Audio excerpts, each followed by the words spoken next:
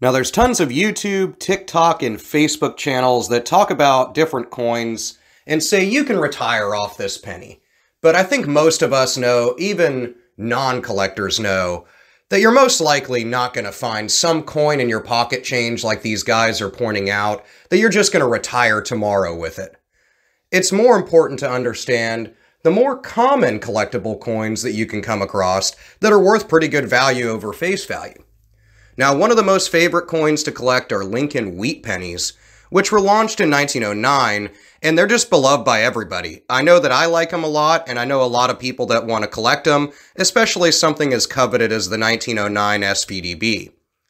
Now, without getting into something like that immediately that cost a bunch of money, something like a 1933D even can fetch you $2 to $4, which is pretty good for a penny. And something like a 1931S could command over $50 in value, also just for a penny. Of course, some mint years may be valued much higher than others, like I mentioned, and well-preserved coins are generally valued way higher than ones that are in less or in more worn condition. Coin dealers and collectors are willing to pay a significant premium for superior conditions, so it's important to know kind of what condition your coin is in if it's not graded by NGC or PCGS or any other grading service.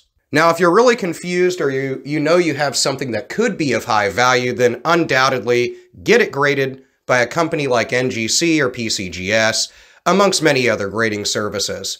There's a small fee charged for this service, of course, and if you want to know more about the grading service structure and how to do it, then check out my video on how to get coins graded through one of these services.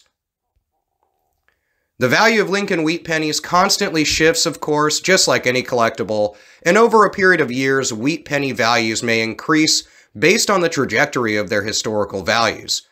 This happens for numerous reasons, including new collectors entering the market, or established collectors gaining an interest in what they perceive as an important American coin.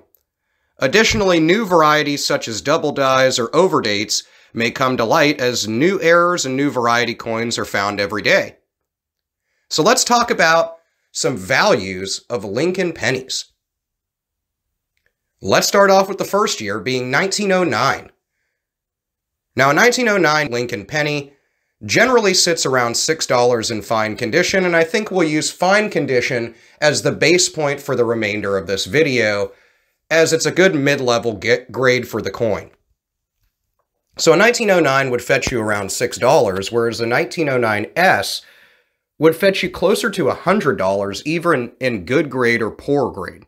Now, over the next few years of pennies, from 1910 through about 1912, they generally sit around $2 to $10 per coin, but the S mint mark Lincoln cents are a little bit more rare. So the 1911 Lincoln penny with an S mint mark generally sits around the $50 mark as far as a value in fine grade. Now, running through the next years, we can talk about a real variation in values as we see a 1913 and 1913D only sit around $5 in value, whereas we jump to close to $300 in value in a 1914D Lincoln wheat penny. This is due to it being a key date, but we can talk about those details more as this is more of a values video. Any of the pennies leading up to the First World War and into the Second World War are all going to be reasonably valuable over face value, but they did pump out a lot of these during those years. So a lot of the years all the way to the mid-50s are generally around a couple bucks for these pennies. And of course, we're not talking about air versions of these coins, which can be in the thousands, hundreds of thousands, or higher. This video is more referring to just the standard circulated Lincoln wheat penny. Now, that doesn't mean in this almost 40-year span, there isn't ones that you want to hold on to. There are definitely ones in the 40s that are very important to hold on to, as they enter a period of time in which there was production limitations due to materials needed for the war. Again, this is not referring to any air Lincoln penny like a steel wheat cent. These are extremely rare, and there's videos out there on the internet that are quite misleading, as they make you think that you're just going to find one of these when there's only a handful of examples ever known to exist. Many people love Lincoln wheat cents because there's tons of double dies on them if we are going to touch on the error portion of this video. I do have tons of other videos on wheat pennies that talk about errors and what to look for on them, so check those videos out if you do want to know what a double die is, or any other error that can reside on these coins. Other valuable Lincoln wheat pennies to keep an eye out for in your pocket change are really any wheat penny that's in high grade. These are no longer produced and can generally garner around $10 to $20 for a coin that at one time was only valued at a penny.